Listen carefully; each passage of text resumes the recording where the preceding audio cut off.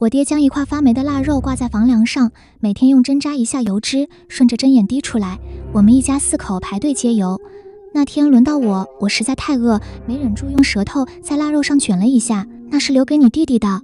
你一舌头就卷走了他3天的口粮。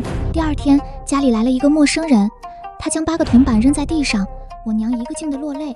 他连挽留的力气都没有，只给我系了块红布。车轴一点一点的转动，拉着我越走越远。车里挤满了女孩，都跟我差不多大，穿得破破烂烂。每次看到外面伸进来的手，我的身子都止不住的颤抖。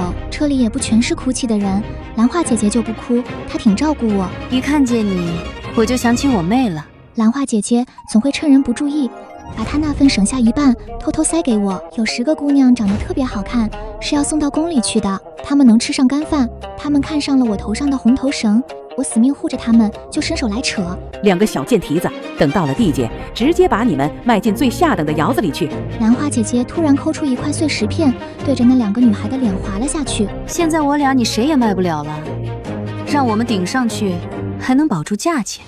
要是交不出人，上头能饶了你？算你2个小东西走运，从今天起，你们顶他们的缺。之后，我和兰花姐姐穿上了干净衣服，不用被卖进窑子了。可我们要去的地方是皇宫。车子进了宫，我和兰花姐姐就被分开了。我被带到了上衣局，她去了浣衣局。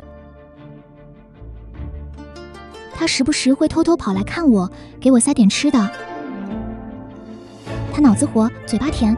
没过多久就跟管事的姐姐混熟了，听说上头很看重她，我就笨多了，学规矩慢，说话也直。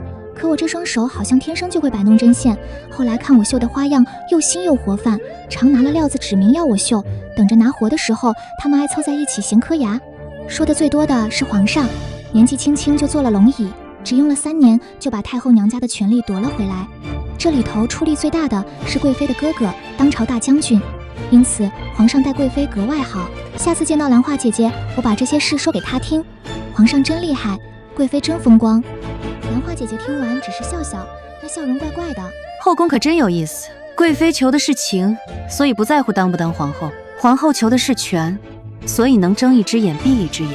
小妹，你在这宫里最想要什么？第一，咱们俩都能平平安安的。第二，等到25岁放出宫去，我算过了，能攒不少银子呢。傻丫头，那天晚上，我偶然看见兰花姐姐和一个侍卫站在假山后。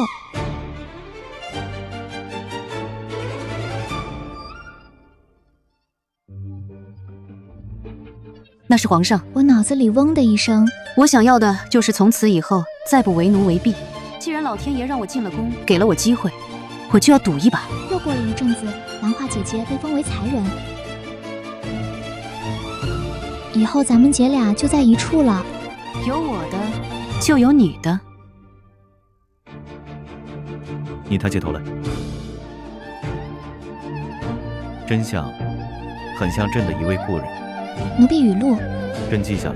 我一紧张就爱犯糊涂，手一抖，差点把盘子摔了。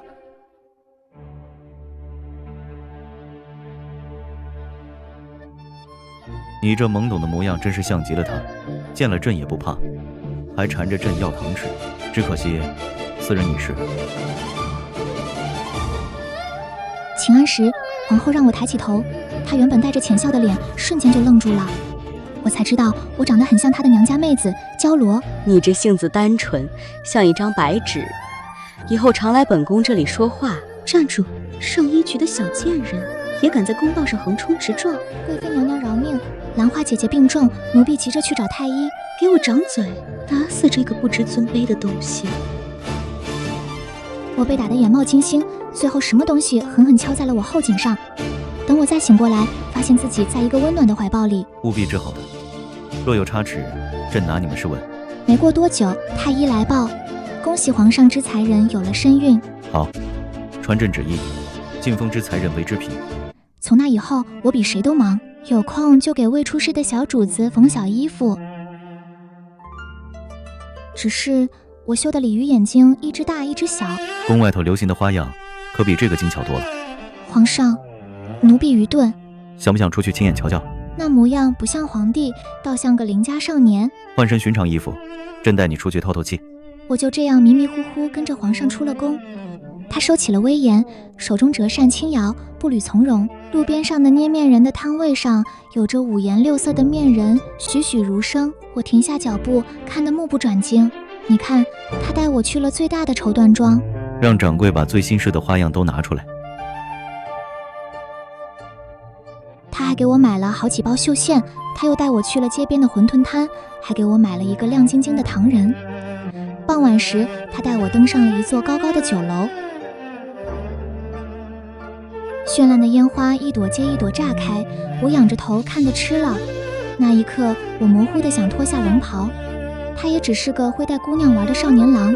回到琉璃宫，我怀里抱着满满当当的战利品，一抬眼就看见兰花姐姐站在廊下，她脸上带着笑，可看着我的眼神猛地变了一下。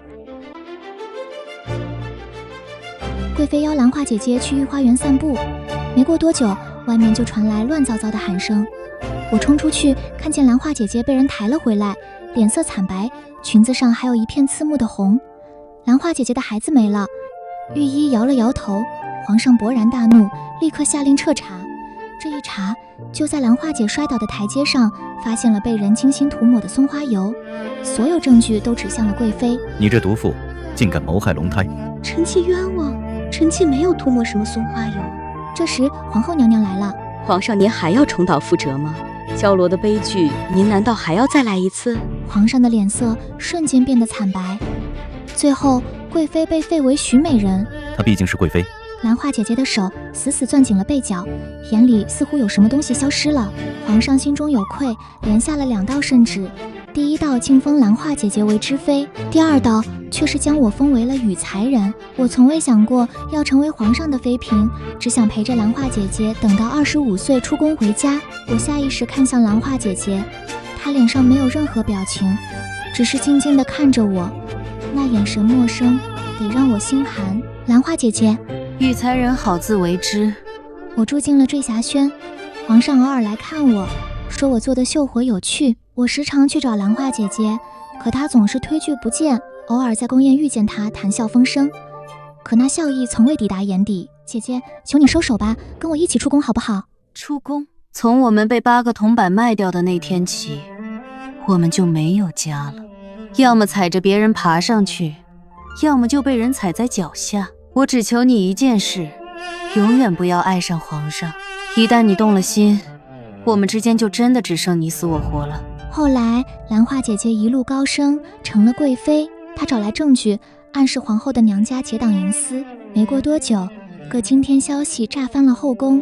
皇后晚了，开门，让我见见我姐姐。夕阳落进来，她一个人坐在空荡荡的正殿里。你也是来责怪我的吗？我拼命摇头。这次你信错了，毒是我下的，她活着，我就永远矮她一头。我不甘心。这时，一个太监端着毒酒走了进来，兰花姐姐的手在抖，酒液晃了出来。我这辈子最后悔的事，就是把你带进这火坑。我本想让你过上好日子，你别怨我。我不怨你，我不怨你，我不怨你。他仰头将毒酒一饮而尽，酒杯跌落，发出清脆的碎裂声。他看着我身子慢慢软倒下去，眼睛却一直望着我，直到完全闭上。我的兰花姐姐死在了这吃人的皇宫里，死在了我的面前。兰花姐姐走了，从那以后，我整个人都没了魂，白头发呆，手里的针线拿了又放，却一针也绣不下去。晚上躺在床上，睁着眼睛看帐顶，听着亘古一声声响。让他好好歇着吧。传意，你出来，朕看看你。我缩在床角，不出声也不动。帘外安静了很久，才听见他的脚步声渐渐远去。我知道我在怨他，怨他刺死了兰花姐姐。宫里的人最会看颜色，见我不受待见，便开始捧高踩低。送来的饭菜是凉的，茶水是隔夜的炭火，点起来满屋子烟。我无所谓每日行尸走肉，就坐在窗前，看着院子里的老槐树，从早晨看到黄昏。都给我听好了，在宫里要守规矩。下一个阿苗。我猛地停住了阿苗，那是兰花姐姐妹妹的名字。我偷偷跑去看那个叫阿苗的小丫头，她入宫时阿苗才3岁，拉着她的衣角不让走。他缩在人群最后面，低着头，怯生生的。他被挤得一个趔趄也不敢吭声，把身子缩得更小。可那眉眼活脱脱就是兰花姐姐年少时的模样。我看着那张脸，鼻子一下子就酸了。阿苗，别怕，姐姐带你走。兰花姐姐，你看到了吗？你的妹妹也进了这宫里，她跟你长得这样像，像得让人心口发疼。别怕，以后你就跟着我。谢谢才人娘娘，叫姐姐就行。姐姐，那一声姐姐叫出来，我的眼泪差点没忍住。我开始教她规矩，告诉她哪些地方能去，哪些人惹不得。我把好吃食都留给她看着，她一点点长肉。姐姐你对我真好。娘，姐姐别走。兰花姐姐，你放心，在这吃人的宫里，谁也别想欺负她。春意，你还要怨朕到什么时候？他是咎由自取，王妃毒杀皇后，哪一条不是死罪？皇上，兰花姐姐的事真的全是她咎由自取吗？难道这里面就没有您的一点手笔？您故意宠她，让她成为众矢之的，引得贵妃处处针对她，您把她当成了一把刀，替您清除前朝后宫的绊脚石。皇上站在那里像被人当头打了一棍。兰花姐姐最后看明白了，所以她才求我永远不要爱上您。是朕承认朕确实利用了她，可有一件事朕从未骗过你，朕对你是真心的。皇上，您对我是真心，那我对您又何尝不是呢？我只要一想到您，就会想起他死前的样子，我心里好痛。他嘴角淌着黑血，眼睛一直看着我，直到最后闭上。如果您真的爱过我，就求您开恩，送我们出宫吧。外面的雪越下越大，整个世界好像都安静了。哦，朕知道了。背影渐渐消失在漫天大雪里，最后什么也看不见了。我跪在地上，眼泪一滴一滴落在冰冷的地砖上。走的那天也是下着雪，她穿着厚实的新棉袄，小脸被风吹得红扑扑的。没有人为我们送行，也没有人注意我们少一个才人，就像池塘里少了2滴水，激不起涟漪。帘子放下来，外面的一切都被隔开了。姐姐，我们去哪儿？回家车轴缓缓转动，就像许多年前那样。阿苗睡着的样子很安静，不知道是不是梦见了好事。京城已经远远地落在身后，变成了灰蒙蒙的一片影子。姐姐，你以前也是被卖进宫的。那你恨你爹娘吗？我想了想，摇了摇头。我恨过吗？好像没有。想起我娘系红布时，手抖得怎么也系不好。兰花姐姐在破车里把我护在身后，瞪着想欺负我的人。她身上热乎乎的，像个小暖炉，是马车里唯一的暖意。姐姐，你怎么哭了？没有，是雪飘进眼睛里了。我知道，从今往后我就是阿苗的兰花姐姐，我要把她好好养大，让她平平安安过完这一辈子。这大约是兰花姐姐留在这世上最后的心愿了。马车摇摇晃晃离京城越来越远，我没有回头。再见了，兰花姐姐，我会替你好好活下去。